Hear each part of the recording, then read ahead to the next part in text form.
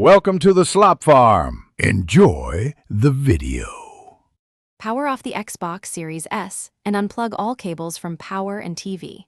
Wait 10 minutes before starting to ensure capacitors discharge and surfaces cool. Place the console on a clean, flat table with good light and a non-abrasive mat. Wear an anti-static wrist strap and ground it to a metal object or common point. Gather tools including a Torx T8 security screwdriver, plastic spudger, and small magnetic container for screws. Keep a camera or phone ready to photograph each step for reassembly reference.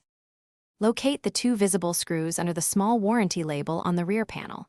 Remove those screws using the Torx T8 security bit and store them labeled in your container. Insert a plastic spudger at the seam between the white top panel and the black base. Gently pry upward while moving around the perimeter to release hidden clips one by one.